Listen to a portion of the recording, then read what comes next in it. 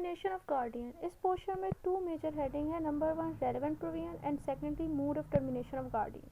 Relevant provision की अगर बात करें तो ये जो स्क्रीन पर सेक्शन शो हो रहे हैं, सेक्शन 38 टू 42 जो है इस एक्ट के, वो इस एक पोर्शन टर्मिनेशन ऑफ गार्डियन से डील करते हैं। यानी ये जो सेक्शन है सेक्शन 38 टू 42 ये इस हेडिंग के अंदर टर्मिनेशन ऑफ गार्डियन में कवर हो जाएंगे। इससे रेलेवेंट प्रोविजन ये हैं।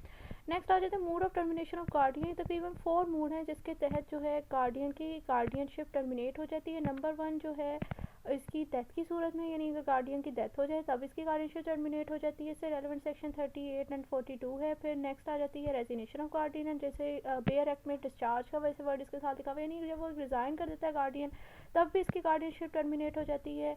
इससे रेलेवेंट प्रोविजन है सेक्शन 40 एंड 42।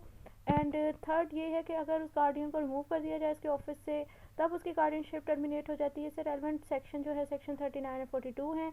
एंड नेक्स्ट हमारे पास आ जाता है जो फोर्थ मूड है टर्मिनेशन ऑफ गार्डियनशिप का, वो है section of the power of guardian, यानी जब उसकी गार्डियन की पावर सीज हो जाती है बतौर गार्डियन तब उसकी गार्डियनशिप टर्मिनेट हो जाती है।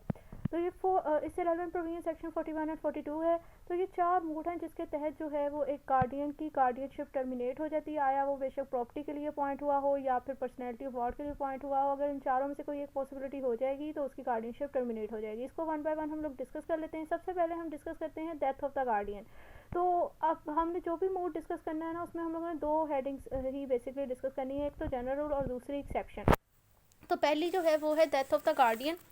तो इसके अंदर जो जनरल रूल है अकॉर्डिंग टू सेक्शन 38 वो इसमें यह बताया गया है कि जब एक गार्डियन की डेथ हो जाती है तो उसकी गार्डियनशिप टर्मिनेट हो जाती है, ये है जनरल रूल। अगर इसकी एक्सेप्शन की बात करें तो एक्सेप्शन जो है इसकी 2 हैं, एक सेक्शन 38 में बताई गई है और एक सेक्शन 42 में। सबसे पहले सेक्शन 38 वाले डिस्कस कर लेते हैं। तो सेक्शन 38 के अंदर बताया हुआ है कि हो सकता है कि गार्डियन की डेथ हो गई है वार्ड की, लेकिन उसकी पॉसिबिलिटी है कि उसके उस वार्ड के एक गार्डियन ना हो, उसके एक से ज़्यादा गार्डियन हो। तो बेशक एक की डेथ हो गई उसकी हद तक तो उसकी गार्डियनशिप टर्मिनेट हो गई, लेकिन ओवरऑल गार्डियनशिप टर्मिनेट नहीं हुई, बल्कि वो जो सर्वाइवर गार्डियन है जो उसके एक से ज़्यादा गार्डियन थे वार्ड के, वो गार्डियनशिप कंटिन्यू रहेगी उन सर्वाइवर तक।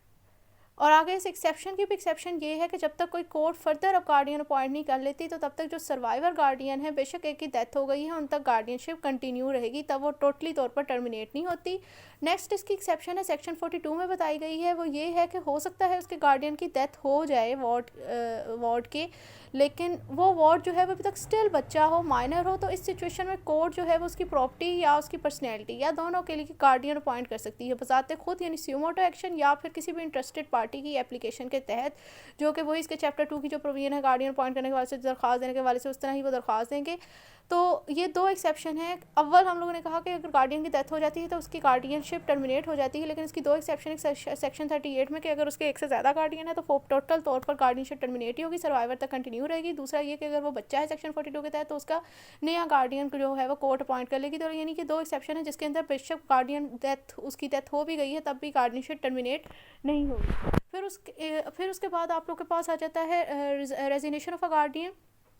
इससे रेलेवेंट सेक्शन 42 एंड 42 है, 40 एंड 42 है।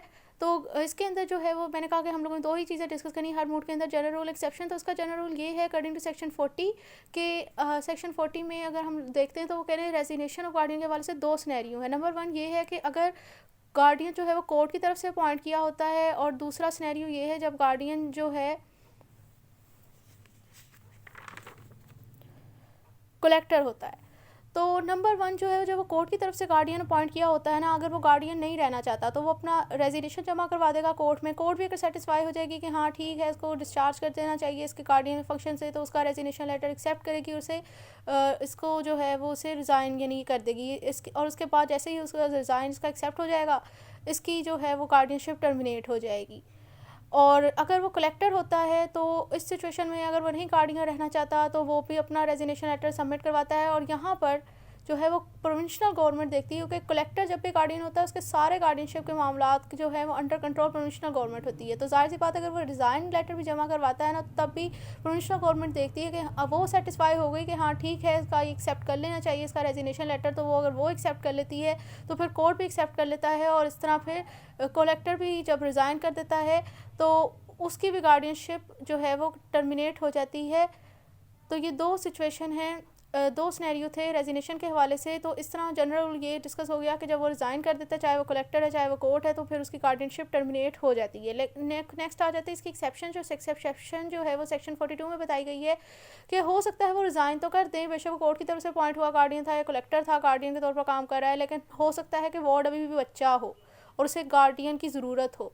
तो कोर्ट जो है वो बजाते खुद या फिर इंटरेस्टेड पार्टी की एप्लीकेशन पे उसकी प्रॉपर्टी के लिए, उसकी पर्सनैलिटी के लिए या दोनों के लिए गार्डियन अपॉइंट कर सकती है। यानी रिज़ाइन करके उसकी गार्डियनशिप टर्मिनेट होगी। लेकिन आप एक तरह से देखा जाए तो ये एक्सेप्शन किससे ज़्यादा रेमेडी लग रही है कि जब एक गार्डियन की गार्डियनशिप टर्मिनेट हो जाती है और अगर बच्चा हो स्टिल हो, वो वार्ड जो है वो स्टिल बच्चा हो, तो उसके लिए नया गार्डियन भी अपॉइंट किया जा सकता है।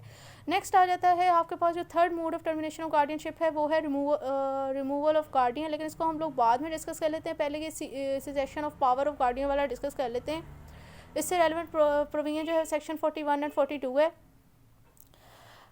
इसके अंदर भी हम लोगों ने जनरल रूल और एक्सेप्शन डिस्कस करनी है। तो जनरल रूल की अगर बात करें तो सेक्शन 42 के अंदर भी जब हम जनरल रूल्स का डिस्कस करने चाहते हैं ना, तो इसमें दो सिनेरियो हैं। यानी जब एक गार्डियन प्रॉपर्टी के लिए अपॉइंट हुआ होता है तब उसकी पावर कब सीज होती है, जब वो पर्सनैलिटी के लिए अपॉइंट होता है तब उसकी पावर कब सीज होती है। सबसे पहले पर्सनैलिटी वाले को देख लेते हैं कि फॉर एग्जाम्पल देखो सेक्शन 42 में बताया हुआ है कि जब एक गार्डियन जो है वो वार्ड की पर्सनैलिटी के लिए बतौर गार्डियन काम कर रहा होना, तो तकरीबन 7 फैक्टर में से कोई एक भी पूरा हो जाए ना तो उसकी पावर सीज हो जाती है। नंबर 1 अगर उसकी डेथ हो जाए तो वो नंबर 1 ये है कि अगर उसकी डेथ हो जाती है। नंबर 2 अगर वो रिज़ाइन कर दे। नंबर 3 अगर वो रिमूव हो जाए, यही सेक्शन 39 के तहत अपने ऑफिस से। नंबर 4 ये है कि अगर माइनर जो है वो अगर वार्ड जो है वो मज़ीद बच्चा ना रहे, माइनर ना रहे।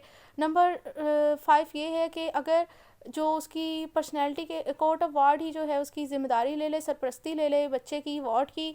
और नंबर 6 ये है कि अगर वार्ड जो है वो बच्ची है, लड़की है और शादीशुदा है और अकॉर्डिंग टू कोर्ट ओपिनियन उसका हस्बैंड जो है वो गार्डियन अपॉइंट होने के लिए अनफिट नहीं रहा। और नंबर 7 ये है कि अगर वो माइनर जो है वो बच्चा है और उसका बाप जो है वो कोर्ट के ओपिनियन के लिहाज से गार्डियन अपॉइंट होने के लिए अनफिट नहीं रहा।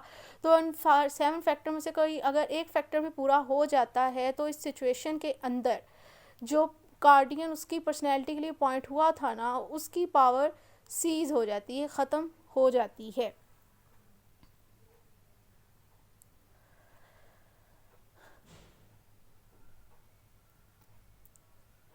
अब डिस्कस कर लेते हैं कि जब एक पर्सन जो है वो गार्डियन के तौर पर काम कर रहा होता है किसी वार्ड की प्रॉपर्टी के हवाले से, तो उसकी पावर कब सीज़ होती है।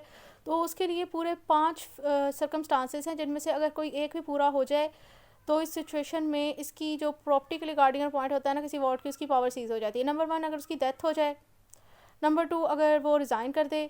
नंबर 3 अगर वो रिमूव कर दिया जाए उसकी गार्डियनशिप से। और नंबर 4 ये है कि अगर वार्ड जो है वो बच्चा ना रहे, माइनर ना रहे। नंबर 5 ये है कि अगर कोर्ट ऑफ वार्ड ही उसकी सरपरस्ती ले ले उसकी वार्ड की प्रॉपर्टी की, तो अब इस सिचुएशन में। और नंबर 5 जो है कोई भी दूसरा काउस, यानी इनमें से अगर कोई भी इन 6 फैक्टर में से कोई एक भी फैक्टर पूरा हो जाता है तो जो पहले पर्सन उसकी बतौर प्रॉपर्टी के तौर पर गार्डियन काम कर रहा है उसकी पावर सीज हो जाएगी। अब यहाँ पर जब प्रॉपर्टी के लिए उसकी पावर गार्डियनशिप की पावर सीज होती है ना गार्डियन की, जब एक पर्सन गार्डियन बतौर गार्डियन काम कर रहा है किसी वार्ड की प्रॉपर्टी के लिए और उसकी पावर इन 6 फैक्टर पर सीज़ तो हो रही है, लेकिन सीज़ होने के बाद भी प्रॉपर तौर पर वो डिस्चार्ज नहीं होता जब तक उसके ऊपर एक ऑब्लिगेशन है वो पूरी ना कर दे। वो ऑब्लिगेशन ये है कि वो बतौर जिस टाइम पीरियड के लिए, जिस टेन्योर में वो उस वार्ड की प्रॉपर्टी के लिए देखभाल कर रहा था, ऑब्वियसली उससे मतलब कोई भी अकाउंट्स वगैरह हैं वो भी वही देख रहा होगा, हर चीज़ का रिकॉर्ड उसके पास होगा। तो कोर्ट से कहती है कि आपको डिस्चार्ज करने से पहले उसके ऊपर ये ऑब्लिगेशन होती है कि अगर तो वो ज़िंदा है तो उसने वो खातों का रिकॉर्ड खुद पर्सनली जमा करवाना है, अगर नहीं है तो उसके रिप्रेजेंटेटिव जो है उस गार्डियन के उससे जो है वो कोर्ट डिमांड करती है। ये जब वो जमा करवा देते हैं ना तब वो अपनी लाइबिलिटी से मुकम्मल तौर पर डिस्चार्ज होते हैं। उसकी पावर को कोर्ट कंसीडर कर लेती है कि हाँ भाई सीज़ हो गई। लेकिन इसकी भी एक्सेप्शन है इस ऑब्लिगेशन के अंदर, ये कि अगर हो सकता है कि बाद में कोर्ट देखे उस अकाउंट्स को चेक करे तो वहाँ से कोई हेरा फेरी गार्डियन की कोर्ट के सामने आ जाए, कोई फ्रॉड इसका सामने आ जाए, तो अब वो ये नहीं कहेगा कि भाई मैंने तो भाई जमा करवा दिया था और उसकी फ्रॉड की लाइबिलिटी से वो बच जाएगा, क्योंकि लॉ के अंदर एक मैक्सिम है कि nobody can take the advantage of his own wrong. तो अब इस सिचुएशन के अंदर अगर उसका कोई फ्रॉड सामने आ जाता है, उसने कोई हेरा फेरी की है वार्ड की प्रॉपर्टी में से, उसका जो उसके ऊपर था कि उसने फिड्यूशियस, उसके ऊपर ऑब्लिगेशन भी यही है ना, हम लोगों ने कहा था कि उसके फिड्यूशियस रहना है। तो अगर उसके बाद में अगर उस तरह की कोई चीज़ पता चल जाती है तो वो इस सिचुएशन में अपनी उस लाइबिलिटी से डिस्चार्ज नहीं होता, तो फिर कोर्ट उसके ख़िलाफ़ एक्शन ले सकती है।